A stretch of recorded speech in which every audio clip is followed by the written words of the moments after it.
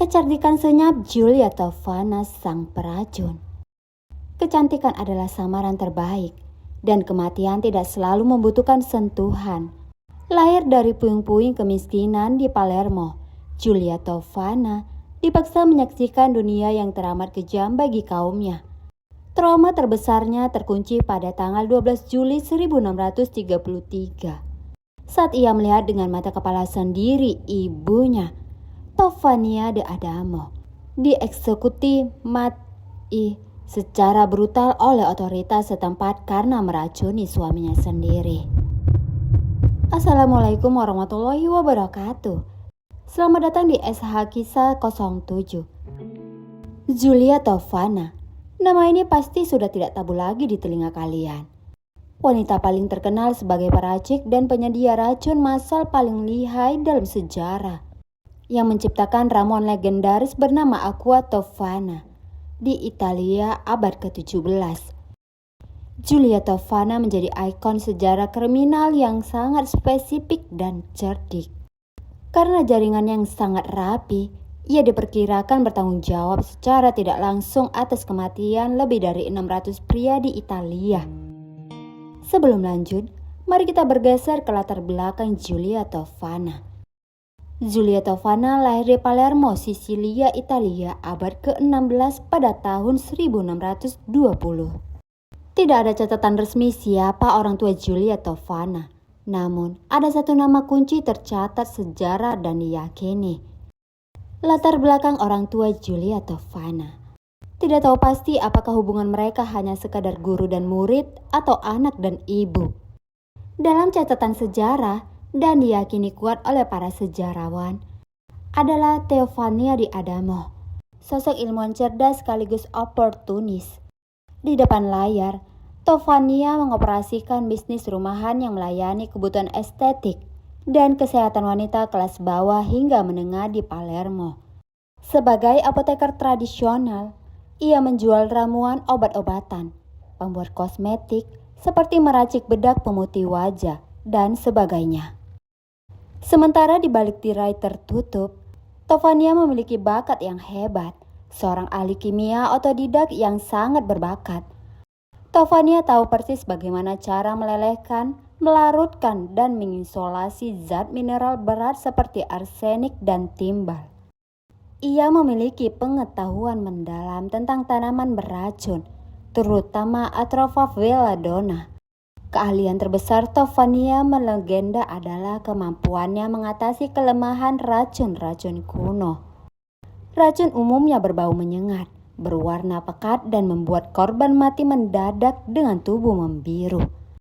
Tovania berhasil menciptakan racun, membunuh lewat metode multidosis atau bertahap. Ketika Tovania de Adamo menikah dengan seorang pria lokal bernama Francisco de Adamo, hubungan pernikahan mereka diketahui tidak harmonis. Didera konflik personal, masalah finansial, adanya KDRT. Pada abad ke-17 di Italia, sistem hukum dan pernikahan sangat patriarkal. Perempuan dianggap sebagai properti, milik ayah atau suaminya. Perceraian secara hukum adalah hal yang mustahil bagi perempuan. Bagi Tovania dan banyak perempuan lain di era tersebut, menjadakan diri melalui kematian suami secara alami adalah satu-satu cara legal dan aman. Rumah tangga Tovania de Adamo dipenuhi oleh kekerasan domestik yang berlangsung bertahun-tahun. Selama periode kelam itulah, Tovania bereksperimen menciptakan formula racun arsenik yang tidak berbau dan tidak berwarna. Giulia, yang tumbuh besar melihat penderitaan ibunya, ia diajarkan rahasia botani dan kimia sebelum racun itu akhirnya digunakan untuk mengeksekusi sang ayah. Begitu Francis de Adamo meninggal, pihak berwenang di Palermo mencurigai Tovania karena konflik rumah tangga mereka serta adanya laporan keterlibatan Tovania dalam jaringan perdagangan racun ilegal di Sisilia bersama seorang wanita bernama Francisca Lasarda. Tovania langsung ditangkap. diadili di bawah perintah Gubernur Fernando Afandi Ribera. Hukuman yang dijatuhkan kepada Tofania da Adamo atas tindakan meracuni suaminya serta memperdagangkan racun ilegal adalah hukuman mati. Eksekusinya dilakukan pada tanggal 12 Juli tahun 1633. Dalam catatan sejarah, terdapat beberapa versi mengenai metode eksekusi. Pertama, versi gantung. Tofania dieksekusi di depan umum. Ia dihukum mati dengan cara digantung sebelum tubuhnya dihancurkan atau dipenggal secara anumerta. Kedua, versi ekstrim. Pada abad ke-19 menyebutkan hukuman yang jauh lebih dramatis, di mana Tofania dimasukkan hidup-hidup ke dalam sebuah karung kanvas, diikat rapi, lalu dilemparkan dari atas atap istana uskup ke jalanan berbatu. Pengalaman traumatis melihat ibunya dibunuh oleh hukum patriarki inilah yang diyakini menjadi bahan bakar atau motivasi utama Julia. Setelah kematian ibunya, Julia menjalani hidup dengan sangat tenang. Berbeda dengan cerita rakyat yang menyebutkan Julia baru kabur ke Roma setelah ibunya dihukum mati pada tahun 1633. Dokumen sensus resmi menunjukkan bahwa Julia sebenarnya sudah menetap di Roma sejak tahun 1624 bersama suami keduanya, Cesare Ranchetti, serta anak tirinya, Jeronima Spana. Skip dulu dengan suami kedua Julia. Mari kita bahas tentang suami pertamanya. Selama ratusan tahun, kisah Julia Tofana terdengar sangat dramatis, sinematik, dan penuh dengan tragedi emosional.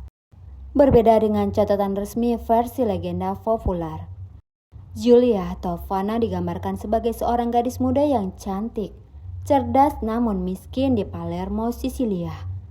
Pertemuannya dengan suami pertamanya bukanlah karena jalinan asmara yang romantis, melainkan perjodohan paksa. Suami pertamanya digambarkan sebagai seorang pria yang jauh lebih tua, memiliki posisi sosial yang mapan dan kaya raya. Bagi keluarga Julia, pernikahan ini adalah jalan keluar dari kemiskinan. Julia pertama kali dipertemukan dengan pria ini dalam sebuah acara keluarga atau pertemuan formal yang diatur oleh orang tuanya. Julia terpaksa menerima pernikahan tersebut dan tunduk pada otoritas suaminya. Julia mencoba menjadi istri yang patuh, namun pernikahan tersebut berubah menjadi neraka jahanam, yang akhirnya mendorong Julia melakukan tindakan ekstrim. Niccolo Spano Lorestino, memukul istri dianggap sebagai hak suami untuk mendidik pasangannya, sehingga Julia tidak bisa meminta bantuan kepada siapapun termasuk hukum atau pihak gereja. Sambil menahan siksa setiap hari, Julia teringat akan ibunya, Tofania da Adamo, yang juga menderita akibat pernikahan ambusif. Sebagai bentuk pertahanan diri dan kebebasan, bagi Julia, membunuh suaminya bukan sekadar aksi balas dendam, melainkan satu-satunya cara untuk bertahan hidup. Setelah kematian suaminya, kehidupan Julia memasuki babak baru yang sangat krusial bersama dengan anak tirinya, Jeronima Spana. Ikatan antara Julia dan anak tirinya sangatlah kuat. Julia tidak melihat Jeronima sebagai beban, melainkan sebagai sekutu. Sejak Jeronima beranjak remaja, Julia mulai menurunkan warisan paling berharga, ilmu botana, alkimia, kosmetik, dan tentu saja formula Equatofana. Meskipun Julia telah merdeka dari suami pertama, status janda yang terlalu lama di Italia abad ke-17 bisa mengundang kecurigaan otoritas gereja. Untuk mengamankan posisi serta memberikan status sosial, Julia memutuskan menikah lagi. Julia kemudian bertemu dan menikah dengan Cesare Ranchetti, seorang investor properti yang berkecukupan.